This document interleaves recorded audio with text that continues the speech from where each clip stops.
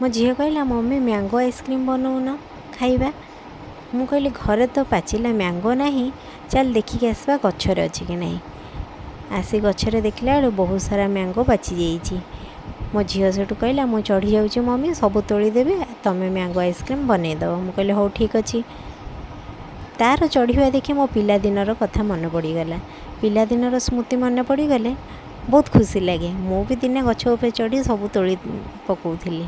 एवं मो झील चढ़ी मैंगो तोड़ी पकाउची। किछि स्मृति मन भितर घर करी रही जाए।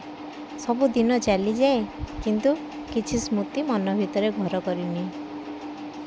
हो ठीक अच्छे चलतु एवं बनैबा मैंगो आइसक्रीम। मो मैंगो को भल भाव धोई नहीं जाइए। मैंगोर बास्ना ओ कहतुनि जबरदस्त बास्ना। मैंगोर सब चोपा को छड़े सारिबा परे ताकू चकुड़ी ता टाकुआ को सब बाहर करदबा। सब टाकुआ को ये मु बाहर कर सारी।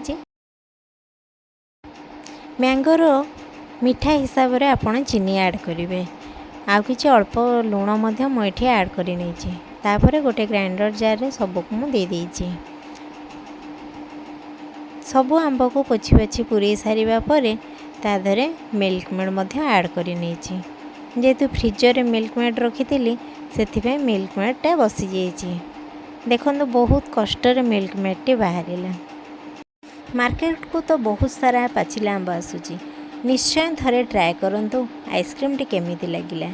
आउ खाई सारिया परे कमेंट रे मते निश्चय जणैबे आइसक्रीम रो रेसिपी केमिति हेइथिला। मिल्क मेड एठी मु किछि नै सारिबा परे 2 चम्मच अमूल मध्य नै जाउची। 2 चम्मच अमूल नै सारिया परे मु सब ताको ग्राइंडिंग करि नउची। आइसक्रीम डबारे सबको एबे आमे पुरई दबा। देखो मु गोटे पर गोटे आइसक्रीम डबारे केमती पुरई दूची। आइसक्रीम सब पुरई सारा पर आउ मो पाखरे एतकी बंचीगला।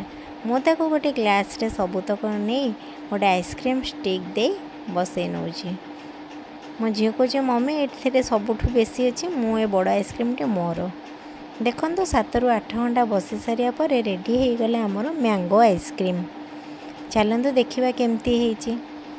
मो चैनल रे आपन को रेसिपी भल लगुले निश्चय लाइक करेंगे। आ मो चैनल को फॉलो करदे।